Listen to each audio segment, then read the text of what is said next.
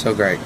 Getting married, planning a wedding, it's stressful on its own, regardless of guest lists and all the things that come with it. You have another layer added on top of your big day because it's the Howard Stern show, and some of the people around here are not exactly normal or level-headed at all times.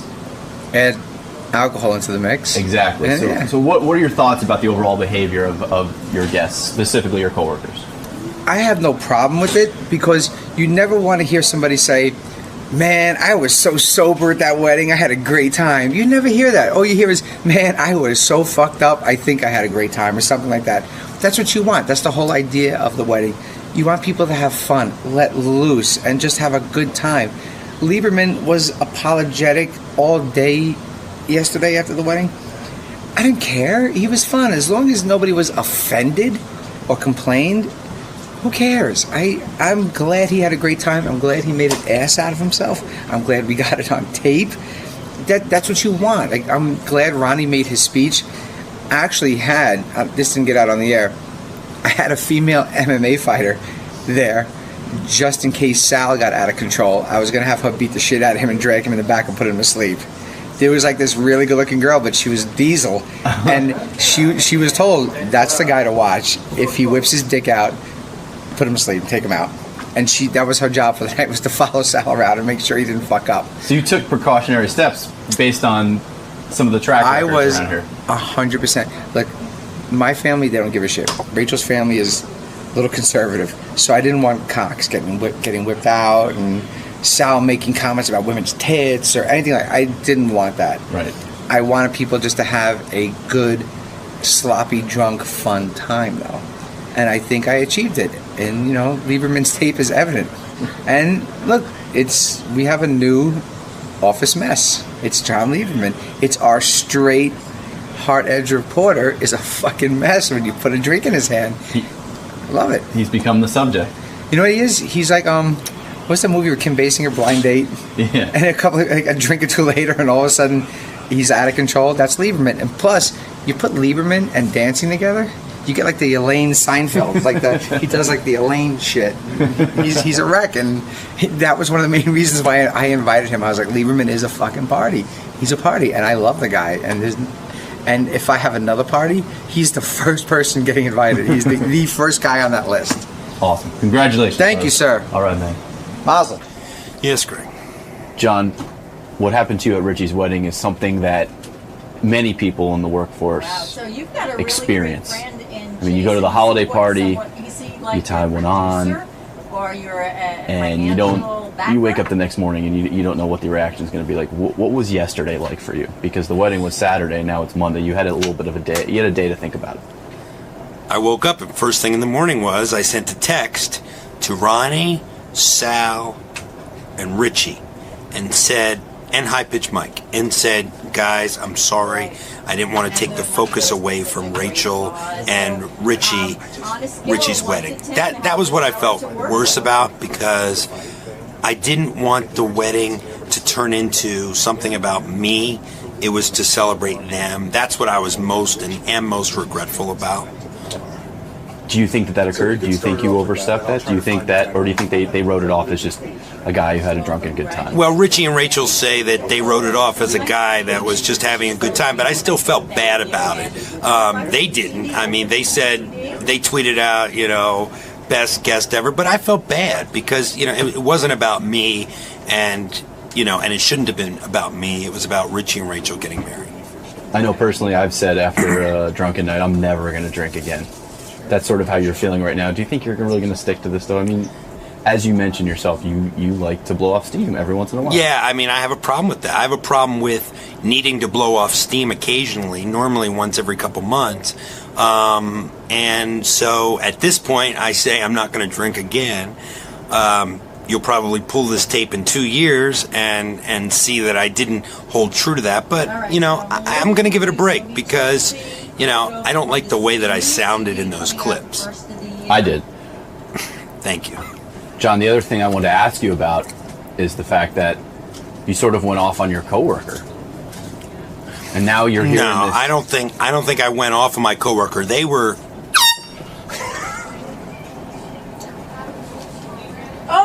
God, Beyonce might be pregnant again. Sorry, I'm done. Go ahead. Here's why. Go ahead. Here's why I didn't go off my coworker.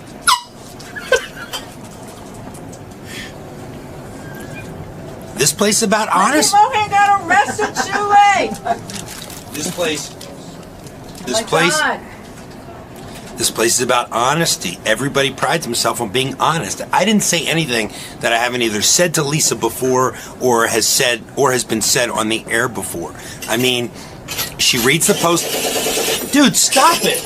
We're in a war zone, John. Stop, quick. Greg, I gotta be honest, man. I've never worked at a place like this, and Sorry. here's why I'm most mad at myself. Sorry, that's my minigun. Here's why I'm most mad at myself, seriously, is that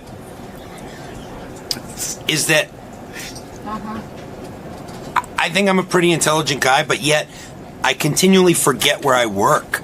And that's really my major problem. I continually forget that I work. Despite being what I think is an intelligent person, I continually forget where I work. That I work at the Stern Show. That everything's under the microscope. And that's how I make my living around here, is by scrutinizing everybody else. Dude! Greg, back to your question.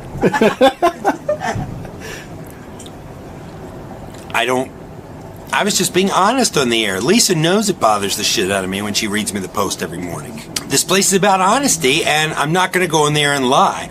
I could have easily gone on the air and, I don't know, said I didn't say those things. I don't know what I would have done, but I believe in, I expect everybody else to be truthful with me, so I'm truthful. It bothers me when Lisa reads me the post, and since we hear about everything else in Lisa's life in the past year or so since I've worked here, we've never heard any Lisa sex stories. Ronnie. Yeah. You're loving life right now. Why? Because Lieberman made an ass out of himself. Good. And that's About time somebody else did. well, that's been your nemesis over the past few months. What are you talking Fair about? to say? What do you mean? Well, I mean, he's reported on your pace car. He's pissed you off a few times. Yeah. So you've got to be loving this. I love it. I love it. I love it when somebody else becomes Ronnie.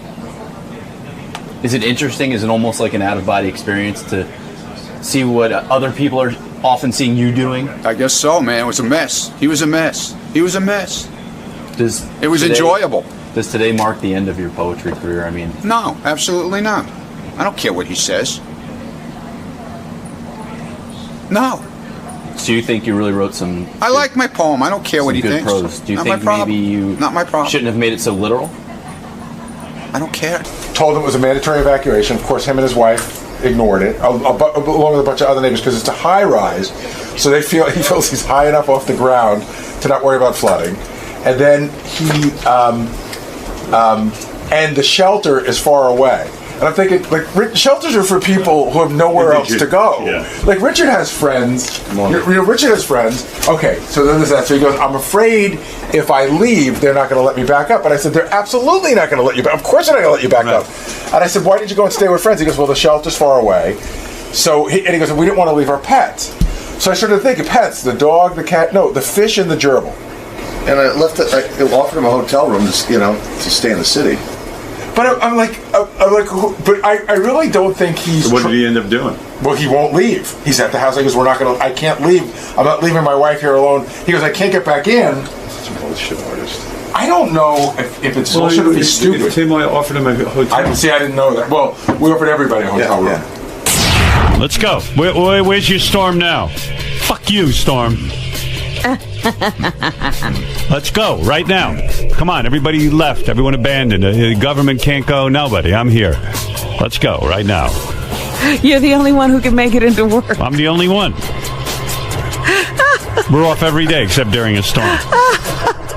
Some guy on Twitter, I go, we're definitely doing our show tomorrow. We don't care what the weather is. This guy goes, you're an asshole. You're always out, and now you're here for the storm. I go, well, gee, I'm glad I made the effort.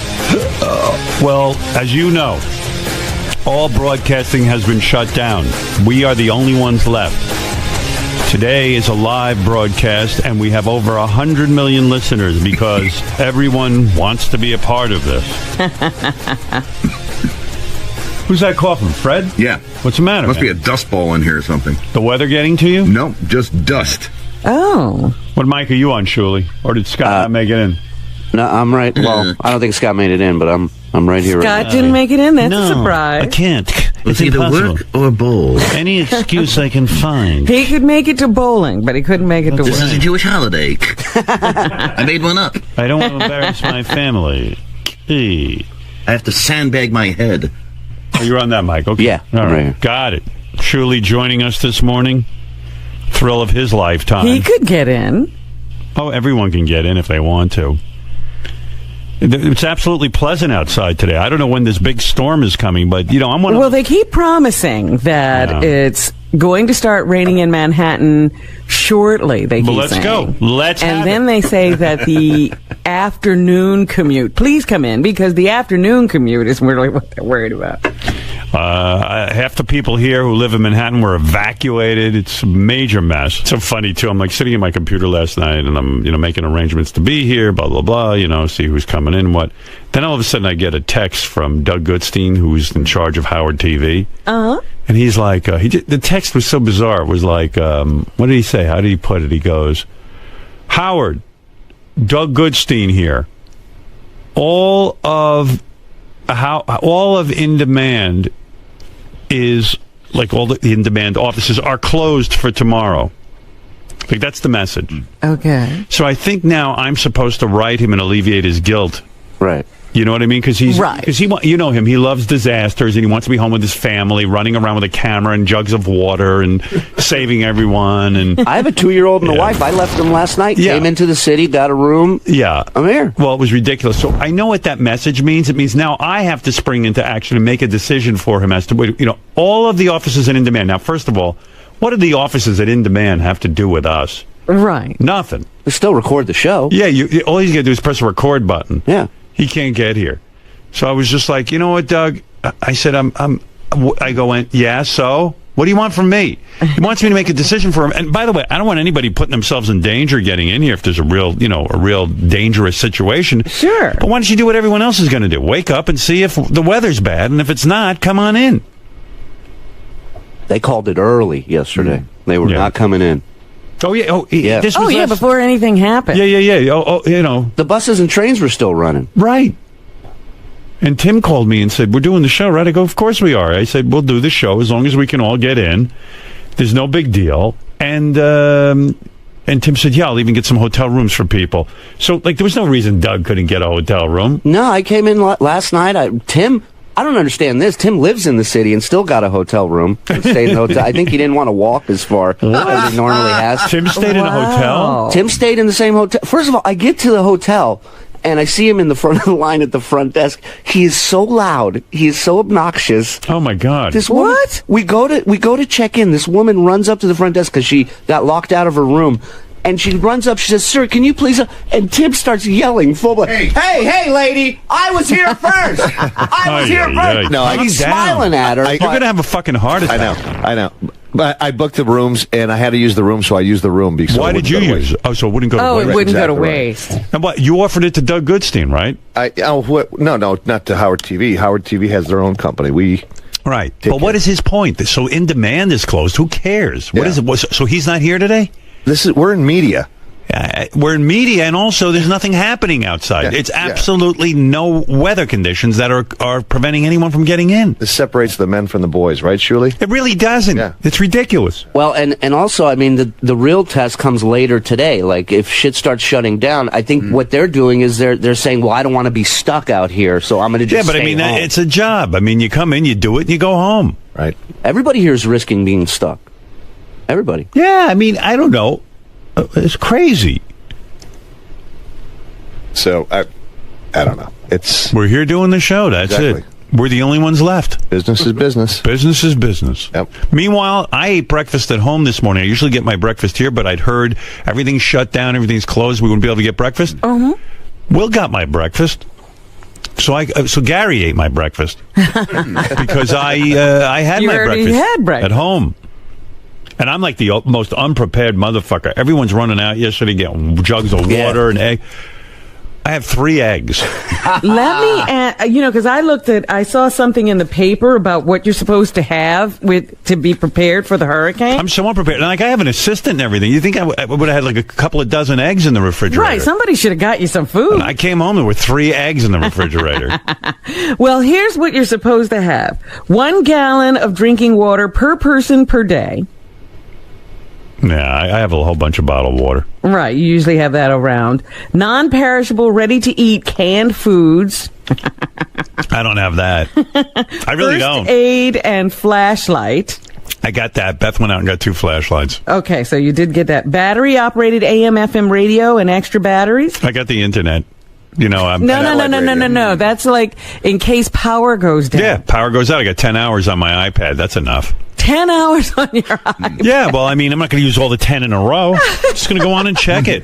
Although I got a whole bunch of movies and stuff on there, too, I'm going to watch. I was just thinking you're going to wear out your battery watching shows and stuff. Oh, I would go insane. He'll be watching Sons of Anarchy. Yeah, I would go insane if I don't have TV. Like, if I just don't want the power to go out. And like Robin and I were talking about this last night. What is this bullshit with the power going out? We're in New York. There's no power lines. Right, I looked outside. There's no lines. The lines are underground. You know what I was thinking, Rob? Maybe the power is like from upstate or something, and they ship it down here. No.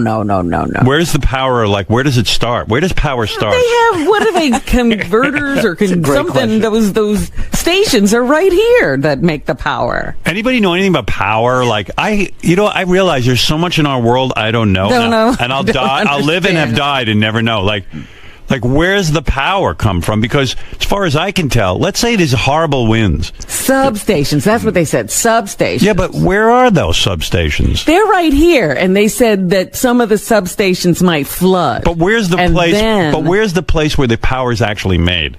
Well, remember when that blackout happened and they were talking about, and that happened over a large portion of the country because there's a grid. Hold on a second. Jason, you know anything about power? Yeah, because I had the same thought you did. Right. And I looked it up. I'm like, well, I don't understand. There's nothing to get blown over. So how are we going to lose? Like, what's the problem? So I guess if the ocean floods, underground and hits the wires, where I guess all our wires are underground. The ocean? Yeah, because the salt water. Oh, that's right. This is like an island or something? Yeah, we're, I forget that sometimes. So apparently the salt water just corrodes and ruins the wires, and it takes short circuits everything. Yeah, I mean, are we really in trouble there? Like, I mean, we're so fucked up that like ocean is going to hit our wires. Well, the ground will get wet. So the ground's going to get wet, and it's going to throw the whole thing off. Yeah, it's so fucking lame. But there's a lot of vents and whatnot near, like the East River, and it's where is this place where the power is made exactly? We actually buy power from like Ohio and all sorts of other places. Right, that's what I was going to talk about, the grid. It comes from thousands of miles away. Now, how does it get here? Through wires and grids. Yeah. And so if a line goes down like in Jersey, would our power be affected in Manhattan? Not necessarily. Not necessarily. So where but are then the again, wires it could go that out are in above Ohio ground? and fuck us up. But Ohio, are they being hit? No. So what are we talking about? No, because the storm is actually going up that whole... See, nobody knows power. It's going power. up 95. It's not going to Ohio. Are there wires on 95? It's 1,000... Everyone's mad all of a sudden because they don't know shit. Fred's yelling. No. Robin's saying that it's not affecting that area. It's like going up to Wisconsin, for Christ's sake. Wisconsin? Yeah, look at the map. Stop it. See, a lot of times I think they shut stuff down to prevent damage. But meanwhile, there is no damage. But I heard this on the news yesterday that the substations are also underground. Do you know anything about power? No. Oh. No, but I just wanted to tell you how stupid this whole thing can be. I lost power this summer for 2.5 days. It's ridiculous. Because a squirrel went into a transformer and got fried, and it shut down 15,000 homes in my town for 2.5 days. It's insane. It's a fucking squirrel. Wow. But let me tell you, the substations, that's like those ducks that bring down planes. Yes. What? Yeah. Yes. Oh, ducks that bring down planes? Geese. But they said the substations could get flooded, and that would cause the problem. Yeah. Well, that's ridiculous. It's just ridiculous. But Fred thinks the hurricane's going all the way to Wisconsin. It's a big storm. There's snow and everything. It's not necessarily going to get that we're wind, so but it's going to get rain and snow. Beth has 2 boxes of spaghetti. Like, we have that. Like, we're just planning on this whole thing blowing over because... Do you have iodine tablets? No. Or 1 quart of unscented bleach? I don't know. To disinfect water? I don't know. Did you fill your tub? Because I heard somebody say that. If you see me disinfecting water, just shoot me. It's fucking over. Maybe I should fill my tub. I don't have a tub. I know You don't have a tub? Well, Beth has one. I don't have your shower, Mike. You got pots and stuff, right? Yeah. My wife was like, should we I mean, I took everything out of my yard yesterday. My garage looks like a fucking we did yard. that. And she said, should we pull the trampoline in, right? We still have a trampoline. I said, if the trampoline blows away, we have a lot more to worry about. Like, if the wind is so bad. Yeah, but that could hit you into your house, that it's, trampoline. it's way far away. You should take it out. I'm telling you. It's huge. Yeah, but dude, that's the thing they're talking about. That's the kind of thing that could go through a window. And it might not even go through your window. It might be a neighbor's or... That's terrible. Well, one thing I learned from that TV show Revolution is if the power goes out, the girls get hotter. Yeah. So I'm looking forward to it. There's tons of hot chicks just roaming the streets. Well, I can tell you, in skimpy outfits. I can tell you, for me, I will guarantee you, it's not will my power go out. It's for when and it will how go out, long. for how long. I expect to be out of power just based on storms like this. I have a generator now, but I expect to be out a minimum of 5 days, and probably close to 10. You probably won't be so bad. There's certain parts in Connecticut they power it up right away because you're in a wealthy section. I'm telling you, it doesn't matter where it is. It's we have a lot of trees. All our wires are above ground. Yeah, you rich people have trees, and it takes a long time. Yeah. I guarantee you rich people with your trees. But they don't. Them up first. They don't, Fred. That's a if you look at them, I was watching a map. My mom lives in a not rich section of Connecticut. You got it back like 3 days ahead of her. I was out for 6 days with Irene. 6 days. Debbie the pet lady wants to warn us about how dangerous today is. Let's see, maybe she knows something. Right. Because she has birds, and birds will signal you when things are real. They what know are her birds doing? They all flew away. When they see a tsunami, they fly. Yeah. Debbie, do you know something? Howard! Hi. You're not supposed to be in the show today. Why? Because there's a storm, you silly. The tornadoes, Sarah's coming. Sarah. And they're gonna Sammy. everybody. All the transportation is shut down here. The schools are even shut down. So how are you at work today, knowing that the power can come lost? And well, I'll tell you what. elevator going down or going up, you can get trapped in there when the power lose power today. Well, you know that? I'll tell you, I don't care about getting trapped here. If I do, I do. I mean, it's fine. We got a lot of nice people here. We'll hang the out. transportation is out over there. How did you even get to work this morning? I don't know. I made Ronnie drive me. No. Public transportation is out. Cars still move. Everything is closed. No, cars can still go. Yeah. Cars can go. Look out your window. Give us an update. Oh, it's okay. Let me go give you an update. Hold on. Stick your head out. Yeah, let us. By the way, this is an update from Crazy Town. Everybody loves it here. Out there right now. The winds are so bad. I didn't get to take my pool down yet, and my pool's going to get ruined now. Oh, you have a pool? You have a pool? Yeah, I can't get it taken down. No, It's America. She's got a pool. I think she got a pool you can buy at like CVS or something. Rain. I went to New York, and I was so scared I was going to get stuck out there, and I made it home alive. See, people, the weathermen all scared people like Debbie the pet lady, and they panic. No, because they tell you the whole news this morning. I was woke up early at 5 o'clock in the morning. I had to take the puppy outside to walk it, and the wind was... She's all worked up, and nothing is going on. Imagine if she was given the weather report. Now. Oh, here She you go. should be the weather lady. Yeah. Yeah, she's a great weather lady. I'd watch. Like Tim called me, he wants to do like a weather show here when we're, during the storm. Right. And I was like, yeah, get Debbie to do it. Well, I think he's got High Pitch Eric is doing some stuff. Yeah. You got to hear here's High Pitch Eric on his Facebook page. Listen to him doing the weather. You got to hear this. This is great. I think he should be doing regular updates on Howard 100 News. This is your meteorologist, High Pitcher Eric. As you can see, I have the latest map here. As you can see, Hurricane Sandy is moving up towards the East Coast. Oh, shit. 8 a.m. Sunday. Oh, he's so gross. He gets saliva in his mouth. I'm sure he doesn't realize that to be called a meteorologist, you have to have a degree. I think he just says if he calls himself one, he is one. It'll hit Bermuda. After Bermuda, it'll hit up the East Coast by 8 a.m. Monday.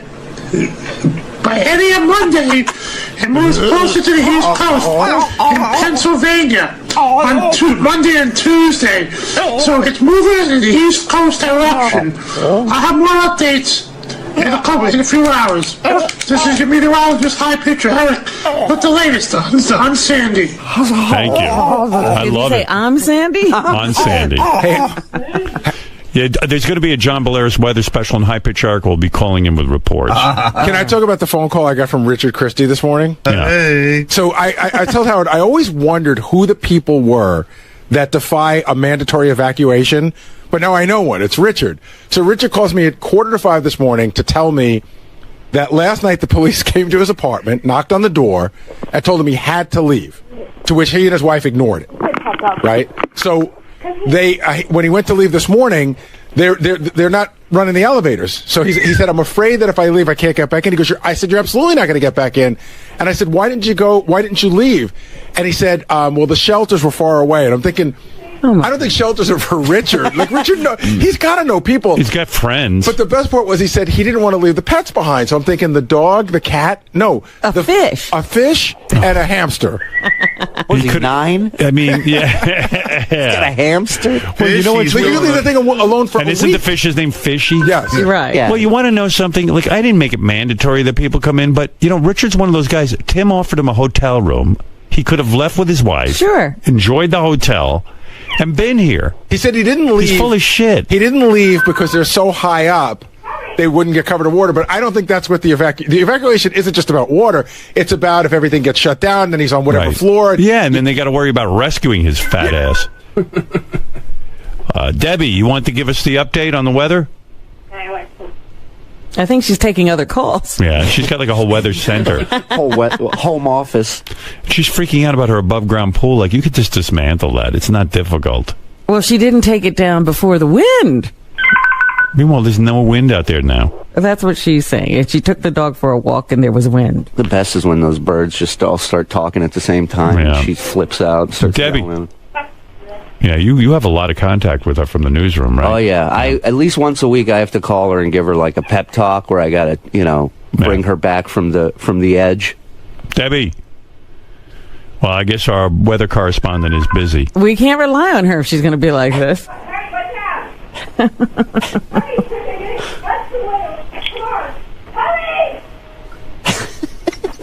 She's alone in her apartment, yelling at no one.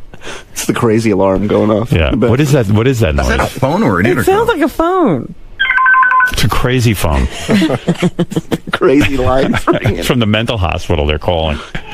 Oh, that's my mental hospital. That's a special ring they have. I have a hotline. It's like Batman used to have that red phone for the commissioner. Right. Hello? Like she's in the middle of a conversation with us and left. I think she's got like 50 phones. She's taking down the pool. Debbie. Hurry. I wonder what she's doing. She told somebody to hurry. She's talking to her pets, Gary. She doesn't have people live with her. I think what happened is this happened before when I talked to her. There's the bird. She tried to hang up, and she didn't hang up all the way. Oh. And so now this is just her and her environment. She's got a dog, too? Yeah. I think she's talking to the wall, though, right now. But I think she forgot that she was supposed to be checking the weather and coming back to us. Yeah. She's on to the next thing. I think she's having a good conversation with a water pitcher. Right now. Debbie. All right, I'm going to hang up. I give up. She'll call back. Yeah, so Tim was like, he calls me up yesterday in a panic, and he says, listen, I'm going to put you on a 3-way conference call with the engineering department. We have 3 contingency plans. I go, Tim, I don't want to speak to the engineering department. Just tell me what's on your mind. Okay. So, like He wants to brief you. Yeah, he's gonna like people just have too much access to me around here. I tell them to call my assistant Laura if they have anything to say to me. She'll handle it. Because this conversation with Tim was a complete waste of time. So he goes, all right, here's the 3 plans. If you, in a complete disaster, you'll do the show from your ISDN line. We checked it works. I said, Tim, if it's a complete disaster, do you think I'm going to have power? Doesn't your building have a generator, an emergency generator? I go, no, it doesn't. There's no emergency generator in my building. How many buildings in Manhattan have an emergency generator? So It would take a generator as big as a building to run it. Right. So that plan was out. Then he had the second plan was like, you just want to fucking bother me, dude. No, I don't. Gary and I wanted to talk to you. It was a complete waste of time. Your I whole wanted to give you conversation. I options. said, Tim, here's the option. If it's nice tomorrow, I'll be in. All right. Well, at least I was thinking about If it. Ronnie can get me here, we'll get in. And I said, and all the staff's asking. All the staff's asking. Tell the staff, why the fuck do we know? We don't have a crystal ball. Well, try and get here like I'm trying to do. And if you can't, don't put yourself in danger. That's what I told him. Yeah, but why are you bothering me at home? And why are you putting me on conference calls with fucking engineers? It was with Gary. With Gary? Yeah, Gary and I wanted to talk to you. I told you. Oh my God, you guys just waste my time. Sorry, I'll never call again. Just assume I'll be here, and if I can't get there, I'll give you a call. All right. Holy mackerel! And you got to get that ISDN line set up. I go, if we're in the middle of World War III and it's the apocalypse, you really think you think I'm going to have power and everyone isn't? The world wants to hear from you, Howard. Yeah. Oh, you're so annoying. I'm sorry. God, you were annoying the shit out of me yesterday. Really? Yes. No, you handled yourself great. You got a couple of hotel rooms. That's it. I care. I want Richard everyone to... Christie is a fucking retard. At least someone cares around here. Yeah. No, I know. I like that you care, but you don't need me. Now he's hurt. I do need you. I need you. How's your ribs? Much better. I rested. Good. Yeah, I'm worried about him. Thank you. First he shit all over the bathroom and shit all over the walls, and now he broke his ribs. I think he's going through like an old age crisis. An old age crisis, not a midlife. I think he's past midlife. He took me out to eat last night. You should have seen what this guy ordered. It's got matzo ball soup the size of a bucket. Yeah. It comes in a bucket. Where'd you go for dinner? We went to the Carnegie Deli down the street. So like after the soup, he should have been done. No, but then they brought in his mile high stack of meat on bread. Like you don't even know there's bread underneath this fucking thing. You got to cut for like 10 minutes before you even hit bread. Right. And he's sitting there going, "Boy, I don't think I can finish this." Julie. I split it with my son, and I had like a little bit of matzo ball soup, and that was it, and we left. And who had the fucking cheesecake? I had a slice of cheesecake. That's the way they serve it. I don't run their business. You're so pregnant. Yeah. Look at the size. Oh, I know, because then I was inactive for that, because I can't move with my... please. And he's telling the guy at the front desk, he goes, "This is my life partner." He's pointing at me. He's going, "This is my life partner. We're checking in tonight." And the guy, and then he zones out. He starts messing with his phone. He's not paying attention. So I'm listening to the guy. The guy goes, "So one king bed is good for you guys?" And I'm like, "Tim, they're about to put us in the same room." He goes, "Your joke's going over so well, we're going to be in the same bed." He goes, "No, they're not. No, they're not." Diddling away on his phone. I go, "Tim, he's telling me they're one bed for both of us." Yeah, because we're life partners. Yeah. No, he goes, "No, I was just kidding." The guy goes, "Oh, all right." Great joke. Yeah, you didn't know. He's getting us a room. He's the life of the party. He's all excited about the weather. I tell him, I go, "What do I do when I get there? Do I have a room under my name?" He goes, "Just take Ronnie's room." I go, "I can't just go up to a front desk and go, 'Hey, give me Ronnie's room.' They're not going to just check me in." Give me Prince Charles's room. Yeah, what a nut. He's so much fun. Well, he gets so crazy, and he's calling me, and he's got plans, and by the way, did any of them make any sense better than the ISDN line? It made no sense, the ISDN line. Like, he was just like, "Here's our 3 different plans." And I'm getting Gary on the phone in a 3-way, and I was like, I didn't even know it was Gary. That was an engineer. He goes, "We're going to get on a 3." I go, "I'm not getting on any 3-way. Just tell me your plan." And he had 3 different contingency plans. I go, "Tim, what were the contingency?" Yeah, because I'm trying One to think was I'm going to have the ISDN line, and all the power goes out, and I'll do it from the house. And I said, "You mean my apartment?" I said, "Tim, if all the power goes out, how do you make the ISDN line work? I need equipment." He goes, "Well, you have an emergency generator, don't you?" I go, "No." Now you got to check the schematics of your building. Not only that, my building does. No, what building in Manhattan has an emergency generator? Actually, there are a few. A few. I mean, that have it. I don't yours have might that. not have it, and maybe it's only for like essential stuff, like the elevators. Well, I want to say to Tim, is this show so important? I mean, that like if like there's a complete flooding and a disaster, right? We need to be up here. Trying to get We're to the last safety. line. Yeah. We have to, I mean, it's insane. You're taking your wife and you're finding safety. Right. I heard option 3 was cyanide pills. Is that true? The other option was, of course, which was so stupid, was like, "Well, I'll be able to get here." Right. So that's the same option. I have that's every the day. option you have every day. Right. Options. And then there was a third option. But isn't the third option to go to like another state or something? No, there was a third option. Hey, Tim, what were your 3 options? I know what they are. The third option was switching dates. In other words, canceling today and tomorrow, doing the show Wednesday, Thursday, Friday. Yeah, and then, no, I know what it was. Tim goes, "Cancel Monday, Tuesday, Wednesday, and work Thanksgiving week." And I went, What? And I started to laugh. I just started to laugh. I go, "Get the fuck off my phone." Gary and I concocted all this Yeah. Well, you guys. Way to throw Gary under the bus. I said Hey, I'm not going down in flames on this one alone. my boss will probably just want to work Thanksgiving week. Listen, I came up with 4 different ideas. Yeah, but I came up with an option too. The option where no one can get on the air and there's no show. And that was the real option. No, I think part of the issue is that anybody that came in today you really won't get home until Wednesday, and there were people that were reluctant to do that. Dude, I told you. Anybody who didn't need to be, I would have done the show myself. 2 people didn't come in and you already goofed on them. No, I'm fine with it. It's just Doug Goodstein writes me a text like, all of the on-demand offices are closed. What does that have to do with me? In-demand offices. I think the feeling is, though, if you don't come in, you're going to get goofed on, and nobody wants to get goofed on. I told everyone, I said, don't come in. Right, do whatever you have to do. But Doug didn't come in, and Scott didn't come in, and Richard didn't come in, and nobody wants Richard's to do it. retarded. That's true. Tim, he's living in Manhattan. Him and his wife have no children. Tim gave them a room. They could go live in the hotel. He's sitting there with the power out. And no elevators now. He can't even get out of the building. He's retarded. How could I not goof on him? You all right, Gerbil? You okay? Fishy fish? By the way, I found out that Jason just told me the hotel that we're all booked at is a pet-friendly hotel. Right. That's for so dogs. So you could have brought the gerbil. What? That's for dogs and cats. I'm pretty sure they'll take gerbils and fish. Yeah. What a dick. My gerbil needs a king bed. By the way, with the storm, it's like, did you notice, like Ronnie's dressed like a slob today? Yeah. Like all the rules go out. Yeah. Ronnie's supposed to wear a suit. Like all the security people are wearing their suits.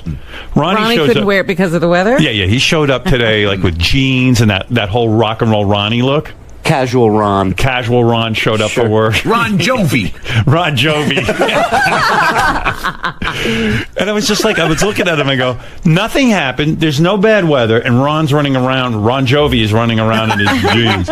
These are my swimming jeans, bro. Yeah. And I was just like, why today is he not in his suit? Like everything is completely topsy-turvy. All bets are off. Right. Every man for himself. Right, Hurricane Sandy on some. I can picture Ronnie like raping Lisa. Like it doesn't matter. The world is ending. Storm's coming. Yeah. I got a cookie. Where's your titty? Your Honor, if you remember, it was the Tuesday of the storm. I thought my life was ending. I saw a storm surge. I got a boner. We started looting Tuesday at 6 o'clock and raping and pillaging. Like, where's your suit? Like, why did that all go out the window? Why do I have to wear a suit? First of all, nobody's coming in. Everybody's here. I'm Nobody's here. here. Julie's here. Benji's here. Yeah, I have to wear a suit for them? No, but I mean, everyone in the building is here. I mean, no, not everybody in the building is here. No, everybody in the building is not here. But why can't you wear your suit? I saw security were dressed in suits, shut up. Ron. Look at you. You look like you fucking came from the homeless shelter. I don't dress in suits. That's not my job. No, but I mean, like, why today? Because of the storm? Why do I have to go out? It's supposed to pour later. Why do I have to go out there in a suit later? For what? It's not pouring. It wasn't. Yeah, now. Why are you breaking my balls? I'm fucking here, aren't I? Hey, great. But I'm just saying, rock and roll Ronnie showed rock and roll. This is a nice white shirt. It's not rock and roll. What are you talking about? Show everybody your jeans. I'm not alled to wear jeans. Ripped jeans. I see your You got jeans. the ripped jeans. Let me see And your I got jeans. my dicky on. Acid wash. Look at that. The rip comes with them to look hip. They do. I know. These are cooked. Come on, man. The They rip ripped makes them it, for him? You could see skin. My cock. Listen, He's got Jason's his wearing a jacket for me today, okay? He's got his walkie-talkie tucked in his back pocket. What is wrong with you? Turn around, You Howard. stupid ass. Turn around. It's like, Yeah, See your what? walkie-talkie. Come over here. Let me see. I always have it in my Let me back see. pocket. Let me see. I got something. You don't fucking see it, Norman, because the jacket covers it. That's why you wear a jacket. Stop it. so you don't look like a 12-year-old. Good God. You ever use the walkie-talkie? You see Lieberman out there? He's wearing his mom jeans he's wearing muttlocks. Is he? He's wearing he's going to get caught in 20 feet of water. Well, you're doing the same thing? No, I'm not. I'm wearing regular shoes, like Timberlands. He's wearing... Lieberman, come up here. Show him those duck shoes you're wearing. Why not? Oh, there's your walkie-talkie. Who's on? Let me see on the Who's he in walkie-talkie. touch with? Who you in touch They with? weren't calling me. Go ahead. See if you can get on there and make contact with people. Just ask for a weather update. See if there's anybody out there. Brian, what's going on out there? Come on, let's look here a minute. Nothing, Ronnie. He was just calling out to me. All right, good. All right, thanks. Look, they all know Ronnie. Over and out. Over and out. Ron Jovi. 10-4, 10-4. I mean, Good John buddy. Lieberman's wearing a jacket at least. I mean... I look fine. No, you don't. Where's your suit? Are you wearing those stupid mom jeans again? Your belly's hanging over you. No, those jeans are better. These are look at it. Look at those boots. Look at where did you get those from? My grandmother used to wear those. I have those. Those are cool. Yeah, these are duck shoes, they're called. And these are different jeans. These are express jeans that I've had. They're not new. Express. These are called duck shoes. Isn't Express a store for fat chicks? I'm just asking. Ronnie, look at what you're wearing. What am I wearing? Your jeans don't look like mom jeans? No. Let me see. Move over there. I'll tell you what. First of all, you're wearing a cartoon mustache. Big giant.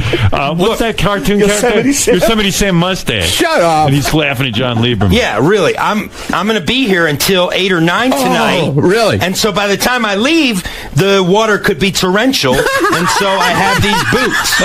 Let me tell you what. What's so funny? I don't know what's so funny. I really don't. Look at him. I really don't know why. Look at him. He's set for the storm. And my belly is not hanging over. Yes, it Thank is. you. Jason Kaplan called me fat on their back office show. You're not fat. Exactly. You're so overweight. Hey, wait. I'm just going to call him Slim all the time. Yeah. Howard, his girlfriend texted him after Jason called him fat because he went crying to her about it, and she wrote him back. She goes, "Calm down, you are fat." And then writes back, "I meant you aren't fat." Right.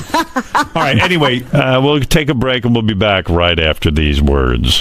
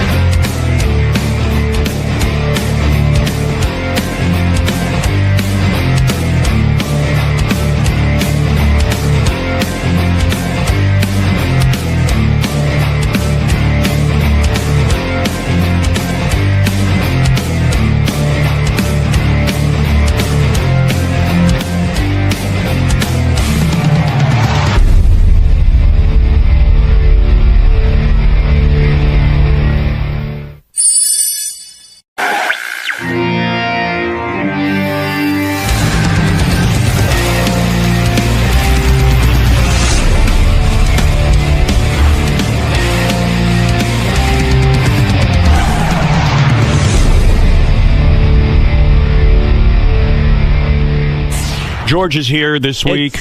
He is our guest announcer. And it is so good to be back here because I haven't seen your faces in about a half a year now. It's been about 6 months, and it is good to see you all. Benji. Oh, it's never good to see Benji. Robin. George, if the average man on the street was asked, who would you rather? The average gay man on the street was asked, who would Gay you, man? Yeah, who would you rather have sex with, Shatner or Takei? And what's the answer? I'm asking you. What do you think it would be? What do you think? Well, it's clearly there. What was the answer? George Takei.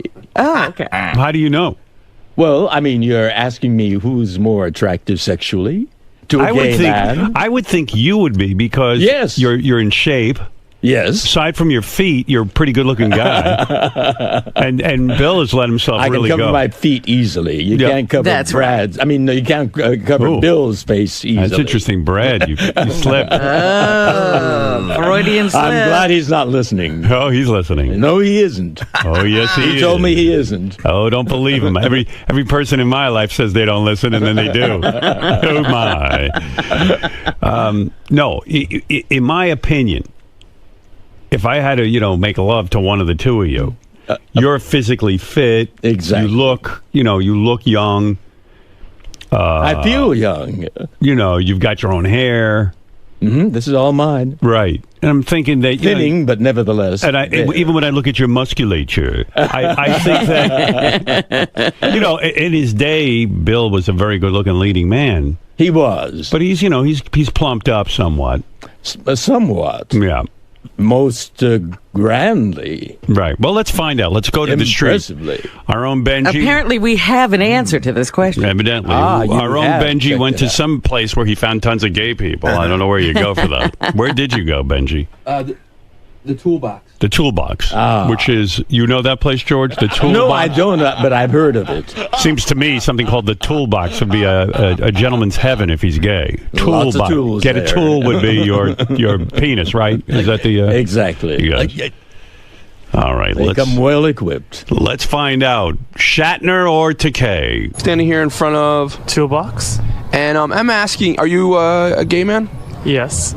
Who, as a gay man, do you find physically more attractive? George Takei or William Shatner?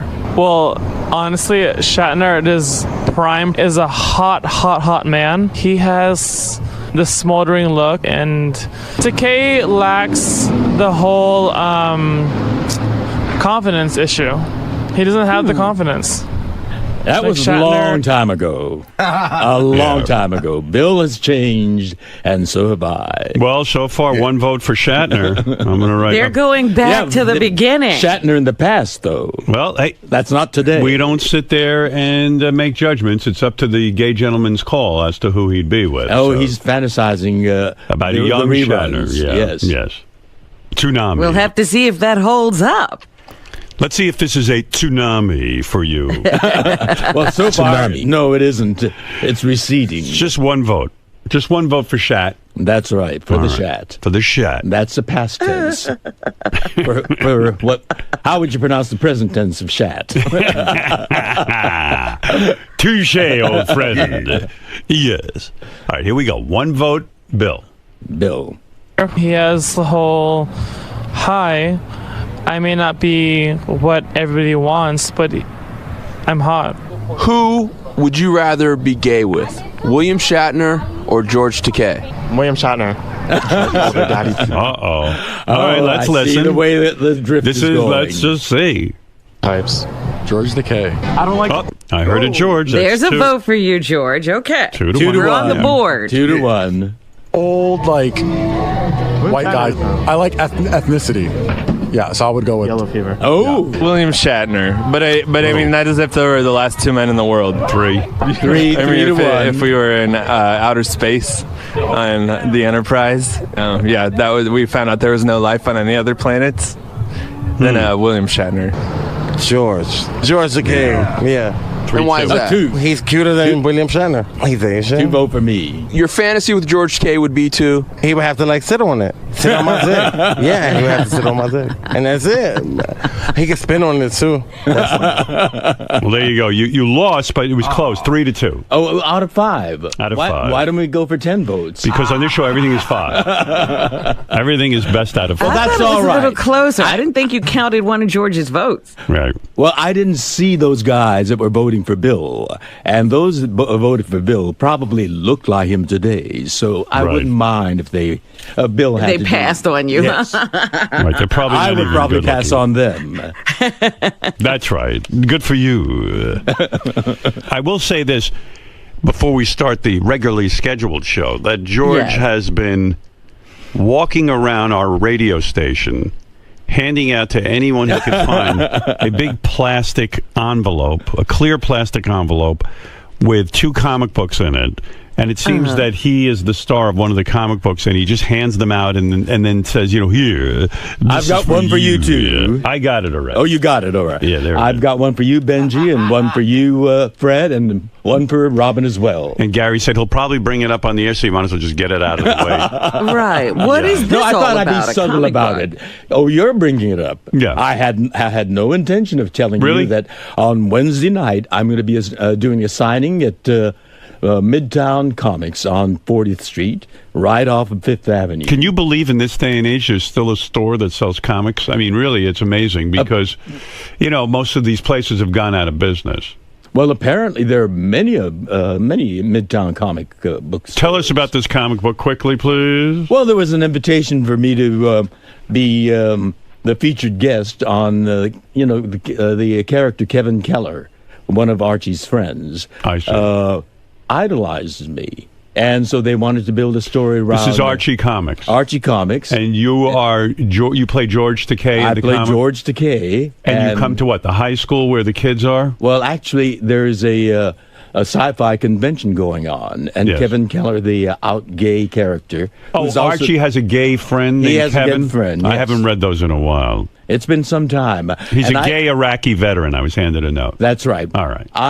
When I used to read the comic books, Archie comic books, as well as Superman and Batman. So do you get it on with this gay fellow in the comic? Is it X-rated? We get it on in a very altruistic. I mean, he idolizes George Takei. Right. And he comes what to the happens when the storyline? He Well- meets you, and then what happens? His world changes?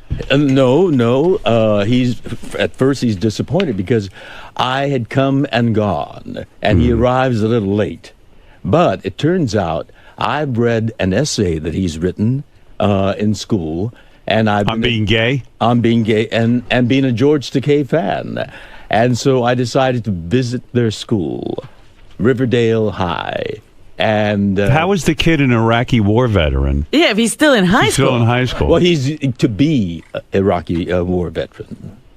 What? What, in the future? He hasn't gone yet. So how do they know he's an Iraqi war veteran if he hasn't Well, gone yet? actually, they had one where they depict makes no Kevin sense. Keller in the future. Oh, I he see. actually can you do becomes a young journalist, and They have time travel in the Archie comics. They do indeed. Wow. They depict the future. So you go to Riverdale High and you meet Archie. Do you meet who is the Moose? Remember Moose? Jughead, you mean? Well, there's Jughead and Moose. I remember Moose. I don't remember. He was a big Moose. blonde fella who I believe was secretly gay. Oh well, was he good looking? He was muscular. Yeah. He's probably Kevin Keller. No, that's Not- Moose. Moose was into women.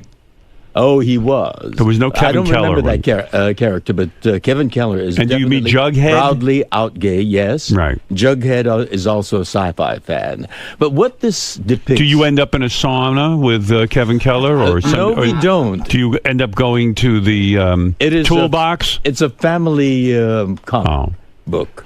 I heard in this episode you sleep with Archie and get arrested for seducing a high school boy. I don't know Come who you're on. listening to, but I'd love to listen in on that. Who are you more attracted to, Jughead, Archie, or Kevin Keller? Most definitely Kevin Keller. He's a very handsome young man. Oh, yeah, there he is. Blonde. He looks a little like Brad when he was younger. Yes, he does. Yeah. In fact, Brad is depicted there also. And you look about Brad made it. What I Brad is love in there? Yeah, I have more hair in this than I do in reality. But Brad in the comic book has less waistline than he has now. So your husband Brad is in there as well. He's in there as well. And you, if I may say, they were very complimentary to you. You look like a 16-year-old girl on the cover. Well, I mean, rather good-looking young man. Yeah, I think. I would say so. And a lot more hair than what I have now. Yeah. And jet black to boot. Well, there it is. Archie's pal, Kevin Keller, and his arm is around George. And George goes to the high school and meets this young man. And you know obviously what the there's good an thing- attraction between the two of them, even though he is a high school boy. You know what the remarkable thing about this comic book is, though? I mean, it could not have existed when I was a young man. That's true. It reflects the diversity of American society. Well, leave it to George to see the good in comic books. Absolutely. Right. It reflects, out gay young people, idolizing an older gay Asian actor. I mean, it's a commentary on how there we've you come, go. how far we've come. All right. Well, there you go. Robin, let's have some fun now. If you remember, I think you would remember this, a couple of maybe months ago, we asked you to write down some things on a piece of paper for a handwriting analysis. Yes. And a bunch of us did it here at the show. On our phone right now is a man named Bart Baggett. He is considered the leading handwriting authority in the world. One of them. Analyzes handwriting? He analyzes handwriting. You've seen him on a million different television shows. He was on our show. I don't remember him, but he's been on our show. I know we've had our handwriting analyzed once. Was he the same guy? Perhaps. Hey Bart, my memory is spotty. I've had you on the show before, right? Yeah, almost 10 years ago. And at that time, did you analyze all of our handwriting? Just 5 of you, and I think I got the thumbs up because you said you were going to mock me, but decided that actually I knew what I was doing, and I was gracious and appreciative of that. Bart Baguette, you say Baguette, right? Yes, Baguette. Bart Baguette's website is handwritinguniversity.com. And how do you say it, almond or almond? Anyway, what he has done is there's a bunch of us at the show. I'll tell you exactly who's participating. Fred, Gary, Scott the engineer, Ronnie, Robin, of course, Richard Christie, Howard, J.D., Benji, and Sal. That's quite a list. Each staffer was asked to write the same paragraph, the same exact one. And by this, Bart, you can tell a person's basic makeup, right? Yeah, personality traits. So just like psychology, self-image, emotional outlay, sex drives, intelligence. There's about a list of 90 traits, and we just had a big sentence so that I could pull 5 or 6 key traits from everybody to find some distinctions. Bart is such an expert. Who uses you? Who uses you? Well, I was about to say, Bart is such an expert that he once testified in court in a case about a husband forging his wife's signature on a prenup. And what did you find in that case, Bart? Well, I go to case all the time here in Los Angeles, but basically if someone forges their name, I can identify a forger or not. This is different. We're doing personality here, which is... No, I'm just saying, it's amazing that you are actually called in on court cases. That's how much of an expert you are, lest anyone think you're not. But forging is different than reading someone's personality. Yes, but I'm trying to point out the guy's an expert, for fucking Christ's sake.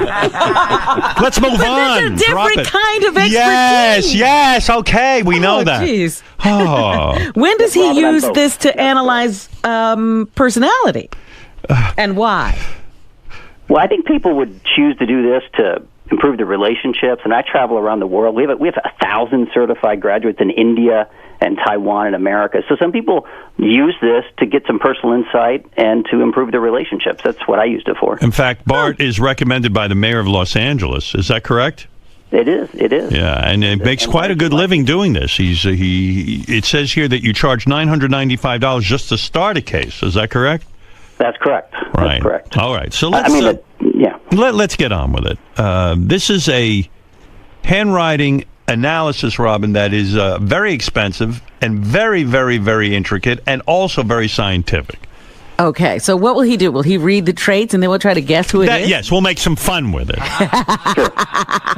Would you like me to start with sample 6, Bart? Yeah, look, as I recall the last show, we had some confusion because there's so many moving parts. So let me start with 5 people, and you guys can guess. So Robin and Howard, you're out of this group. This is not you. All right. So we've got 5 samples, and I'm going to start with one of them, and it would be one of the following 5 men. Okay? You want to take notes?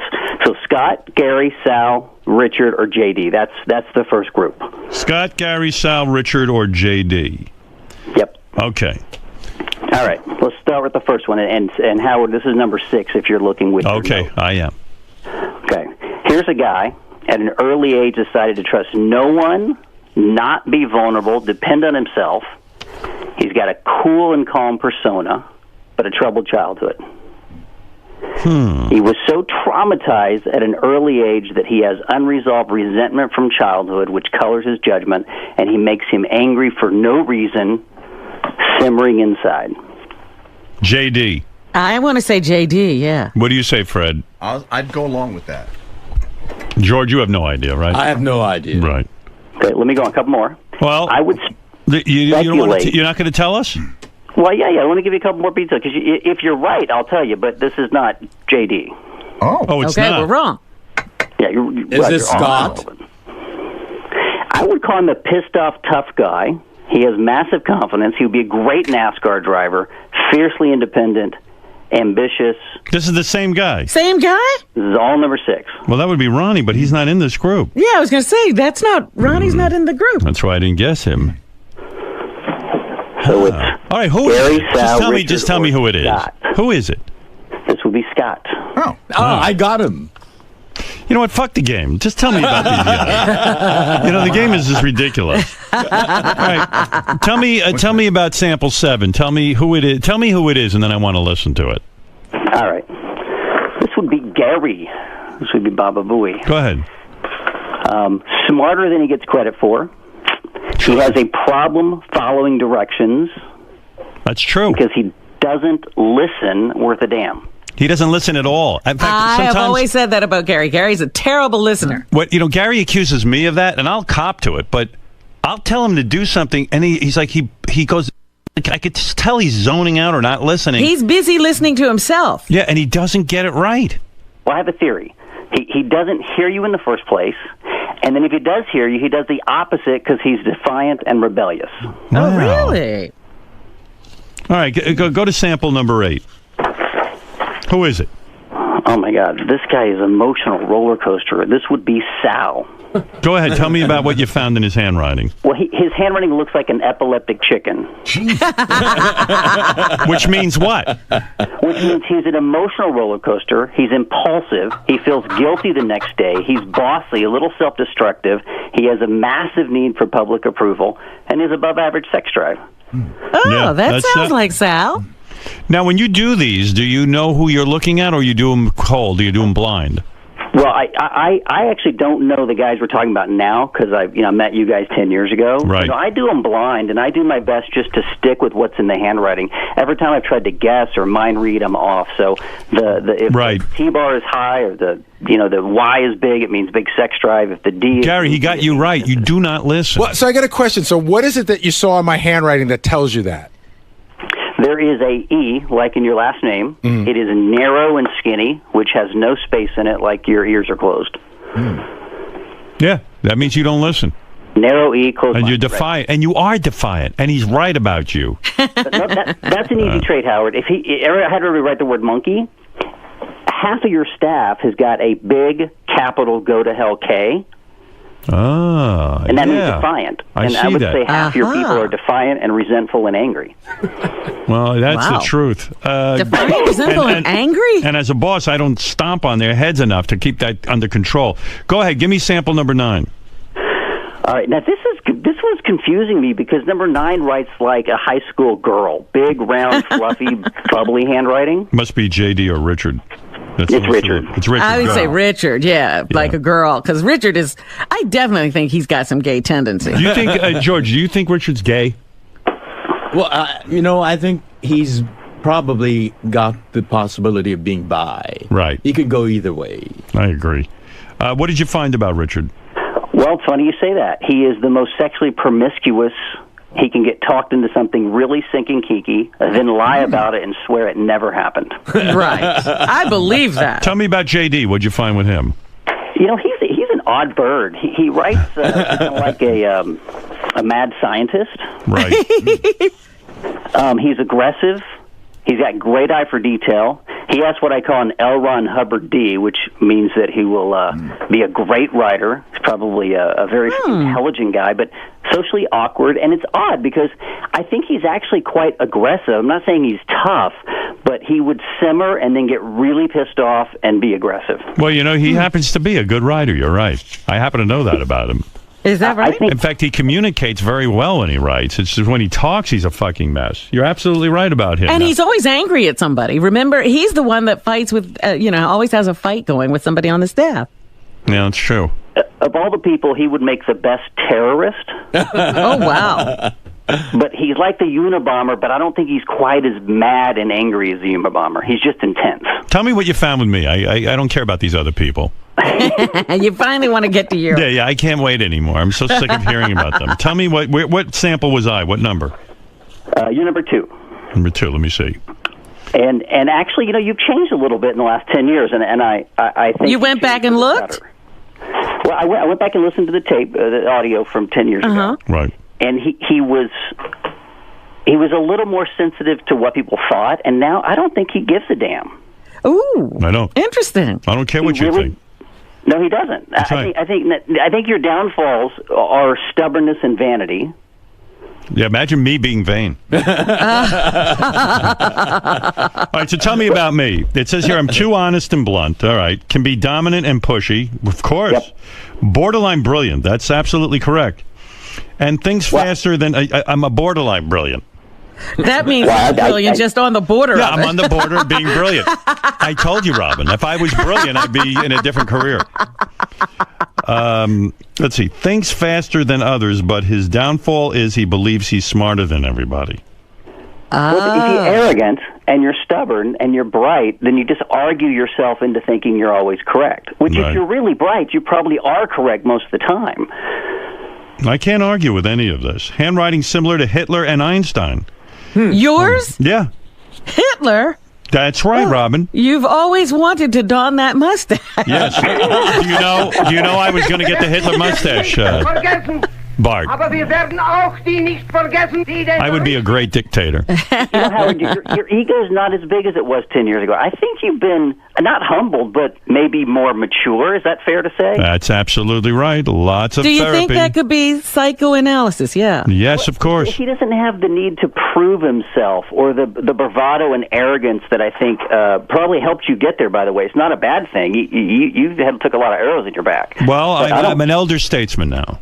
I've done it all. That's right. Yeah, I think he's mastered all of his opponents. Tell me, which sample is Robin? I'm going to read hers. Robin's number 3. Let me see. Needs more affection than currently getting. Well, don't we know that?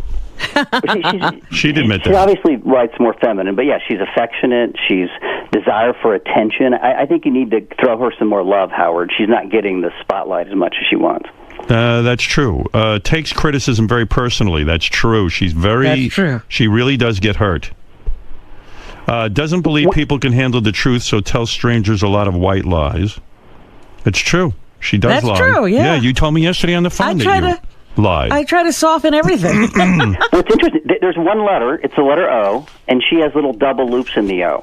And so the rest of her handwriting is not bad. I don't think she's devious, but normally that just means they have white lies. So if someone says, do I look fat in this dress? No, honey, you don't look fat. And look at that. She just figures people don't deserve the truth because they can't handle it. But look at that pretentious signature of hers. I mean, look at it. You've always said my signature is pretentious. I know. I never liked it. She doesn't even. She puts a big O and then a big Q and it looks like an O and it doesn't even just scribbles a line. Oh, that's the easiest to forge, Robin. So you might want to change that. Yeah, that's right. Yeah, you're probably right. Who else you got here? Tell me about Ronnie, the limo driver. What number was he? I found him one of the most interesting guys here. I really did, because he is full of emotional torment. What number is he? He's number 1. Oh, look. Tries to please everybody. Full of spite, anger, and revenge. Worst enemy you can make. Paranoid and hostile. That's true. I mean, really, and I'll tell you, I don't know him, but I would be very mindful of getting into a business relationship with him because it's never his fault, and because he has been betrayed so much by his friends in the past, he just thinks people are going to betray him, and then he's going to be revengeful, and I think that eventually I'd land on his bad side, and he'd be a real jerk to me.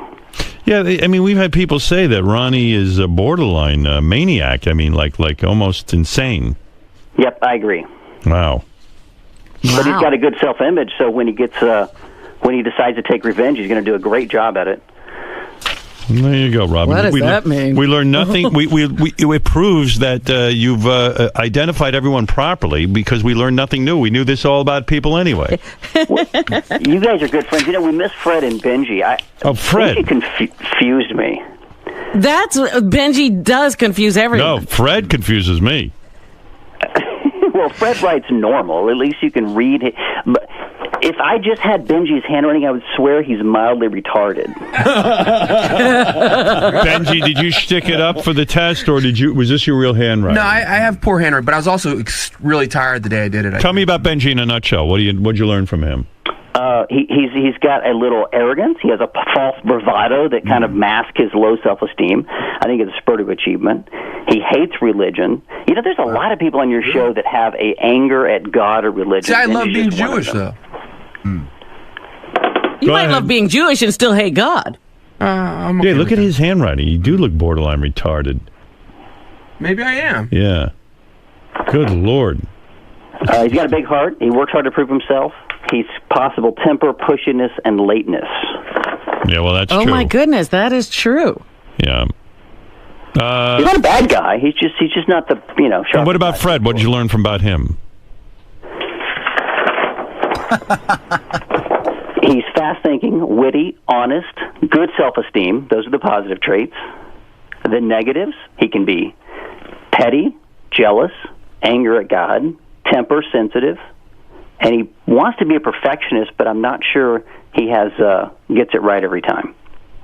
I don't know what to say. I mean, you've confused me even more about Fred. I've learned nothing. It's interesting. Well, Bart, thank you. You can check out handwriting expert Bart Baggett's website at handwritinguniversity.com. Thank you very much. Yeah, my basic course is free for your listeners today, so check it out and analyze your own handwriting today. It's absolutely free. Yes, I would like to be a handwriting expert. handwritinguniversity.com. Thanks, Howard. Imagine when I go on these talk shows, they say, Howard Stern, radio personality and handwriting expert. I think I might take that course. Thank you. There you go. All right, thank you. All right, that's Bart Baggett, everybody, who knows something about our staff and their handwriting. And as you can see... Why are you... I don't think you're borderline brilliant. I do. I think you're brilliant. You know what? I do too, but it'd be awfully pretentious to say that. If I say it, it's not right. And you're not That's why I said it for you. Maybe the Kennedy Center Honors will honor me. I got to think about this thing about little white lies. Do I tell little white lies all the time? You do. No. You tell me I'm handsome. Oh, stop it. She's pretty honest with most of us. Not really. She's I mean, when she has something she wants to say, she doesn't hold back. She's a diplomat. I can't believe we just booked a handwriting analyst. I mean, who didn't know Ronnie was a fucking nut job? I mean, he once wrote me in crayon and willingly refers to himself as Ricky Man. So you tell me. I needed a handwriting guy to tell me that? And we didn't know he was angry and belligerent? Oh, no. We couldn't figure that out. Who knew? Mr. Del Bate. Are you a poor listener? Was this analyst correct with his analysis? I don't know. I mean, I think I've been doing the show for a long time, and it's gone well. Robin says she doesn't think I listen to her. I do. There's a lot of stuff that goes on. I mean, there's always a lot of, back and forth, and sometimes there's confusion, over a period of, years. So I don't think I'm a poor listener. Sal. Yes. Sal, do you agree with the handwriting analysis? Well, what are you saying? Oh, this is about Sal or my guy right now. Mr. Dilba, you're not listening. Who are you? What do you want? Can I tell you a long, boring story first, and then forget about what you asked me, and then get back to it by not knowing what you said? What about the insight he gained from your chicken scratch? What do you agree with that? Well, he said I was a little sexed up. I mean, what married man isn't? You know, I think we're all men. We're all kind of sexed up, sexually charged. What else did he say? I have a boner right now. Exactly. And it looks fantastic. Thank you. I don't really know what else he said. He kind of glossed over yours a little bit, but yeah. An emotional roller coaster. Yeah, I could see that for sure. Where are you now on this roller coaster? I'm sitting down, talking to you. Okay. And I don't like roller coasters. I've always hated roller coasters. Roller coasters make me shit in my pants. I won't go near a roller coaster. Merry-go-round, that's nice. That's a little different. Nice little horse. You sit on top. You take your time. You get to wave to people.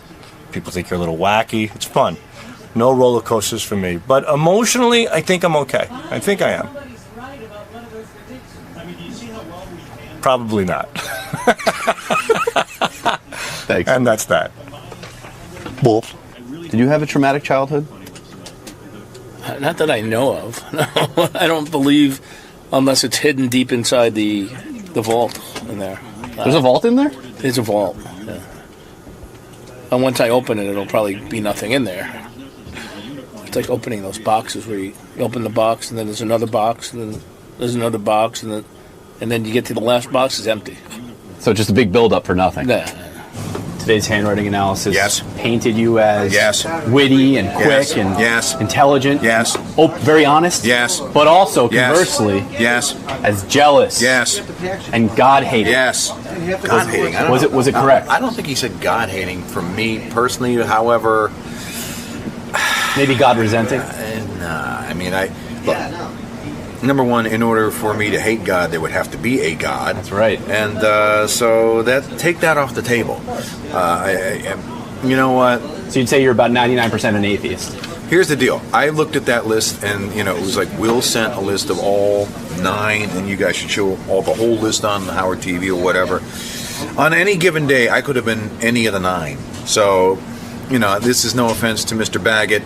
I think he has an inexact science going on there. To me, it's a fun party game. I think that handwriting analysis is a very legitimate thing. You can tell somebody's forged a document or something like that. Other than that, to tell your personality from a paragraph. Right. That's almost the equivalent of like when Jackie Stallone could read a Xerox of your ass and tell you who you are as a person or whatever. I forget what the bit was. I remember I broke the Xerox machine with my ass. So I guess the only thing that Jackie could tell from my Xerox of my ass was I'm destructive. Mr. Bronk? Hey, man. Can I talk to you for a sec? Yeah. Oh, Mr. Bronk. Mr. Bronk? Do you agree with not only the process of the handwriting analysis, but also the results? What's your feeling on that? It was good. It was good. Mr. Harmeyer? Yes. Do you agree with that terrorist label you've been given? I don't know if I'm a terrorist, but maybe with that beard. All right. Anything else with no, your little jokes? Save your jokes for Mildred. Do you think you would make a good terrorist? Fuck off. Ronnie. He's a bus driver. Ronnie, why don't you like me? You're as hostile as your handwriting tendencies right now. What about the best of 2012 is the was this guy accurate? Past year. I can Watch smell out. it That's all I can tell you. Are you paranoid and hostile and? Yeah. Do you feel betrayed? Smell it coming. Maybe. The best of. I feel betrayed right now with that camera in my face. By you. That would be more annoyed than betrayed, I would say. But I guess we're just mincing words at this point. I don't care. Betrayed. I don't give a shit. No, really, you're always skeptical of people like this. Like they have an outside agenda. They're not objective. They're fans of the show. They listen. They know what's going on. So they're just attaching traits that we've already known. Right. So you admit you're paranoid. I said I'm fucking crazy. Okay. What else do you want to know? So if you catch a moment. So don't get on my bad side. Because revenge. Remember what he said about revenge. If you catch a moment. Like I said. There are people in my life right now that are going to feel the effects of my fucking revenge real soon. 2012 is just. Do they hold cameras or are they? No. All right. I'm just gonna step out while I'm ahead of the game.